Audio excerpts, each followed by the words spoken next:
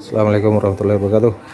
Ini ya Mbak, saya videokan cara pemakaian dan cara perawatan alatnya. Nanti kalau Mbaknya mau memakai, silahkan diikuti panduan ini aja. Jadi untuk kelengkapan alat ini terdiri dari dua bagian besar. Satu itu alat mesin kapsilernya, dan satu lagi adalah kompresor anginnya. Ini sudah satu paket dalam harga yang kita sepakatin. Ini sudah paket terdiri dari dua bagian antara mesin dan kompresor. Jadi untuk pertama kali menggunakan alat ini, langkah pertama itu yang perlu dipastikan adalah bahwa colokan arus untuk ke mesinnya ini, yang ke mesin sudah ditancapin, dan colokan arus untuk ke mesin kompresornya juga sudah ditancapin. Nah, setelah itu untuk menyalakan kompresornya, kalau misalnya ini sudah dicolokin, nah ini tombol merah ini ditarik ke atas. Nah, mesin kompresor ini sudah otomatis artinya ketika dia kosong dia akan menyala sendiri, ketika penuh nanti dia akan mati sendiri. Jadi nanti saat dia bekerja dengan alatnya kan nonstop jalan, anginnya bisa standby terus. Jadi begitu anginnya berkurang, kompresornya nyala, begitu dia penuh dia mati sendiri. Cuman untuk mengaktifkan sistem otomatisnya itu perlu tombol merah ini harus ditarik ke atas. Kalau misalnya tombol merahnya ditekan ke bawah, dia otomatisnya nggak bekerja. Nah, contohnya ini ya, kita tarik ini karena kondisi kompresornya sekarang masih kosong, kita tarik ini dia akan langsung menyala. Nanti kalau dia penuh dia sudah mati sendiri. Ini saya tarik ya, nah, dia langsung menyala. Jadi kompresor sudah menyala ya. Yang perlu diperhatikan kedua adalah tekanan angin di sini sama tekanan angin di mesin kompresor itu harus sama. Nah, ini kan jarumnya kan ini menuju ke arah jam setengah 12. Nah, di kompresor juga ini udah setengah 12, berarti dia sinkron. Kalau misalnya tekanan angin di kompresor tidak sesuai dengan yang kalau tekanan angin yang di kompresor tidak sama dengan yang di mesin kapsilernya, berarti ini kurang dibuka, ini tertutup, ini tombolnya. Cara membukanya itu adalah ini, yang ini putarannya ini ditarik dulu ke atas, baru diputar ke arah sini gini. Nah, itu membuat tekanan angin menjadi sama antara yang di kompresor dengan di mesin. Jadi kalau ini kita sekarang ini sudah setelan bypass ini, jadi setelan yang sudah pasti sama. Ini nggak perlu mbaknya putar-putar lagi, biarin aja udah kayak gini. Begitu juga dengan ini. Ini oli pelumas untuk pneumatiknya. Itu dia Mbak. Sekarang kalau masalah untuk kompresor sudah selesai ya, yang perlu dipastikan. Nah, ada yang ketinggalan. Dan posisi angin, ini keran angin harus terbuka. Kalau terbuka itu dia posisinya lurus gini, lurus searah selangnya. Kalau misalnya begini, ini tertutup. Nah, jadi sebelum memulai memakai alat harus dipastikan bahwa keran anginnya terbuka. Demikian juga keran angin di mesinnya di sini. Ini juga harus posisi terbuka. Keran angin itu ada dua, satu di sini di mesin kapsilernya, satu di mesin kompresornya. Nah, terus selanjutnya sebelum dilakukan mulai itu perlu dipastikan bahwa tekanan suhu pemanasnya itu sudah berada di angka setengah ini. Ini kan posisi kalau diputar gini dia posisi off. Jadi ini kalau gini posisi setengah, posisi ke atas ke arah jam 12. Kalau ini posisi full.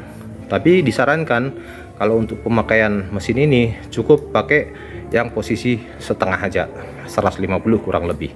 Karena kalau suhunya nanti terlalu tinggi, ini bisa meleleh nanti gelasnya karena suhunya terlalu panas. Nah, yang pertama perlu dinyalakan itu, ini tadi kan colokan listriknya sudah mancap. Jadi yang pertama sekali dinyalakan itu adalah tombol yang ini Pak. Tombol yang ini, yang merah ini dinyalakan dulu. Nah, itu kan menyala lampu warna hijau. Kalau kita matikan, nah dia akan matikan, menyala warna hijau. Itu artinya kalau dia masih hijau berarti pemanasnya belum maksimal, belum tercapai ke suhu yang kita inginkan, ini yang separuh ini. Nanti kalau suhunya sudah tercapai sesuai dengan yang kita inginkan 150 derajat Celcius, lampu yang hijau itu akan mati dan yang menyala akan warna merah ini.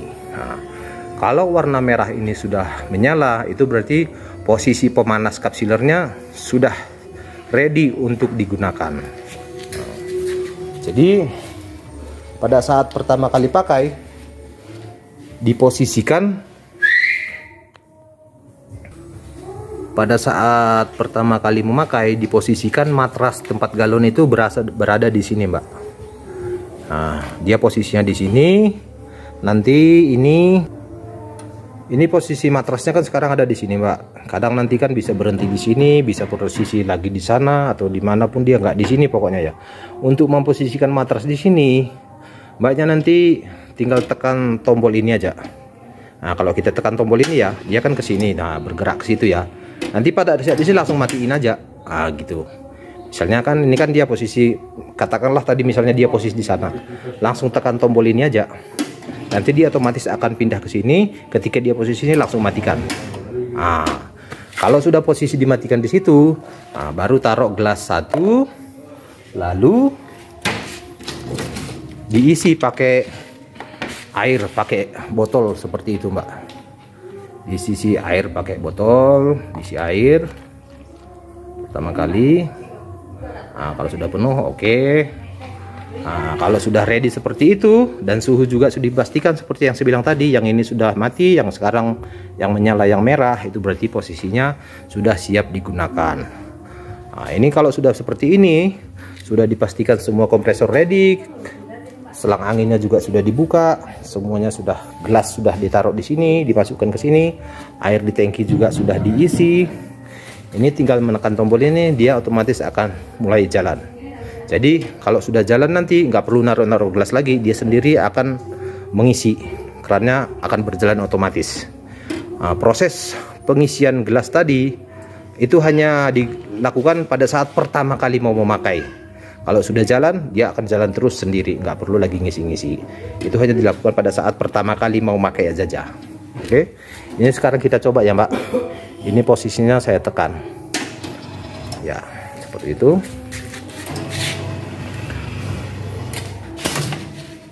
Ya, dia sudah dipres. Nah, dia sudah keluar. Ini kita lihat di sini. Nah, gelasnya sudah jatuh. Sudah diisi secara otomatis, dia langsung jalan ke sana, dipres, terus dia dikeluarkan dari sebelah sini. Ya, seperti itu ya, Mbak. Nah, ini saya ulangi lagi. Nah, itu dia sudah jatuh gelasnya, mengisi sendiri. Nah, dia berhenti sendiri, lalu dipres, lalu keluar dari sini. Ini hasilnya sudah oke, suhunya sudah pas, jadi nggak perlu ditekan gini, airnya kan nggak bocor kan, nggak ada yang keluar, berarti proses sealnya sudah sangat memenuhi, sudah oke, sudah cukup. Seperti itu ya, Mbak. Yang selanjutnya ini adalah untuk perawatannya, Mbak. Jadi ini namanya mesin kan menggunakan sistem mekanik pergerakan banyak sendi-sendinya yang harus dikasih oli. Yang perlu dikasih oli itu rutin adalah ini rantai ini, Mbak. Ini gear, ada rantai ini kan. Ini kan memanjang sampai ke sini dia. Ada rantainya ini maju mundur kan. Nah, jadi rantai ini jangan sampai dia kering. Dia harus dikontrol, dia harus posisi basah oli terus supaya pergerakannya lancar. Oli apa yang perlu dikasih itu? Olinya seperti ini, Mbak. Nah, ini nanti saya sertakan untuk pembelian, untuk melumasi yang termasuk ini tadi, nanti dikasih oli aja kayak gini kan. Nah, dikasih oli, nanti ini dibolongin dulu, dipotong pakai cutter, lalu dikasih secukupnya aja, jangan sampai netes-netes. Yang ini juga dikasih dari sini. Pokoknya pas lagi mesinnya berjalan dikasih oli, pakai oli ini. Terus ini kan ada relnya nih, tempatnya matrasnya maju mundur itu kan, ini kan relnya, Mbak. Ini relnya sama juga sebelah sana.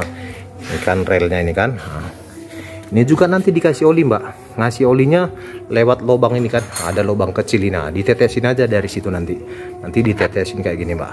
Tetesin dari sini masuk 2-3 tetes. Sebelah sini juga ini ada lubangnya 2-3 tetes.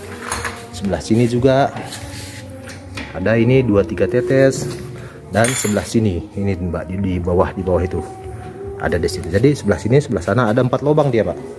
Itu dikasih oli, menggunakan oli ini sekitar 2-3 tetes tiap lubang.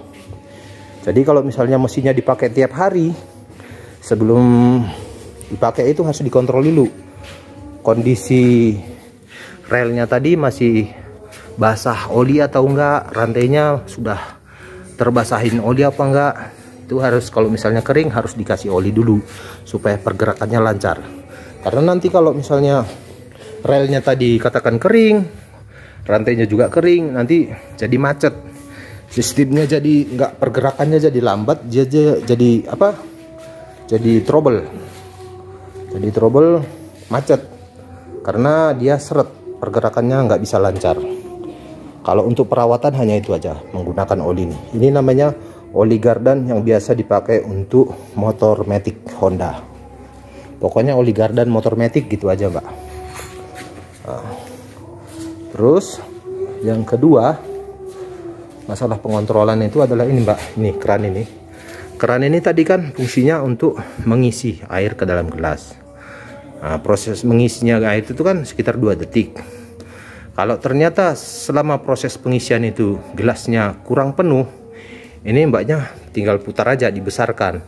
Membesarkannya ke arah sini, putar ke sini. Kalau mengecilkan ke arah sini, nah, tinggal gitu aja. Jadi kalau gelasnya ternyata diisi kurang penuh, besarkan sedikit. Kalau terlalu banyak, kecilkan sedikit, putar ke arah kanan. Kalau kurang besar, putar ke arah kiri, gitu aja. Itu aja ini Mbak yang perlu diperhatikan dalam pemakaian alatnya ya.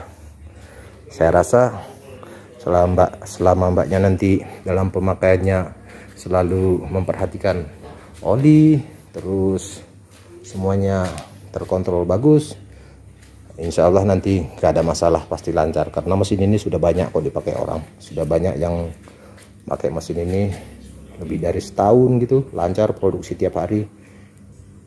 Alhamdulillah semuanya lancar sampai hari ini tetap beroperasi. Saya doakan supaya Mbaknya juga dalam pemakaian alat ini usahanya nanti bisa bertambah lancar, sukses.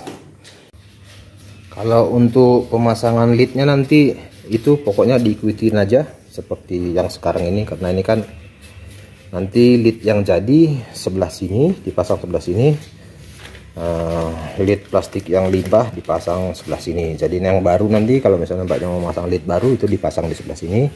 Ini dilepas saja. Caranya ngelepas itu sangat gampang sekali. Ini hanya tinggal ditarik ke atas, dia langsung lepas. Ini tinggal ditarik aja ke atas dia. Nah, ini lepas ini.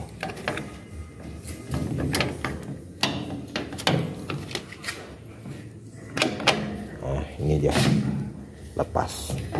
Nanti yang warna orange ini dilepas, tarik kanan tarik kiri, itu langsung keluar sendiri. Nanti langsung dilakban ke arah sini. Nah, tinggal gitu aja. Nanti satu saat kan dia menggulung. Ini kan yang baru, sini limbah yang sudah bolong, dia akan menggulung. Lama-lama di sini kan akan penuh. Ini harus dibuang kalau sudah penuh. Jangan sampai dibiarkan besar menumpuk. Kalau untuk melepas ini ya sama juga kayak tadi, cuman kalau ini Mbaknya harus buka baut yang ini dulu, dibuka pakai obeng, diputar sampai lepas, barunya diangkat ke atas. Sama kayak tadi, diangkat ke atas, dilepas penjepitnya. Ini yang warna orange bisa dicopot keluar, nanti tinggal ini aja, bisa dibuang atau di cutter biar plastiknya putus, dibuang. Lalu pasang yang baru seperti yang tadi, ikutin aja jalurnya. Ini kan jalurnya dia,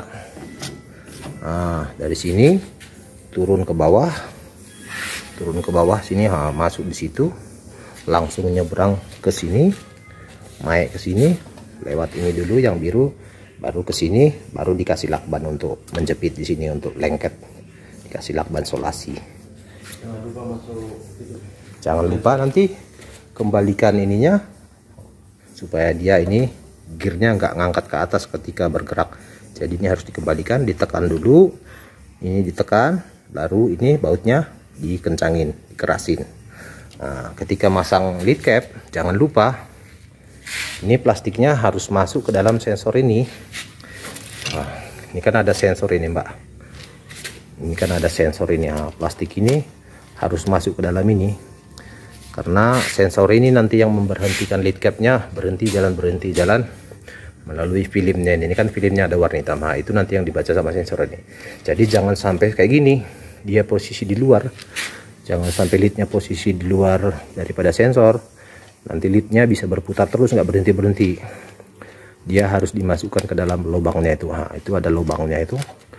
Nah, plastik leadnya ini dimasukkan ke dalam ini. Oke, gitu aja, Mbak. Terima kasih.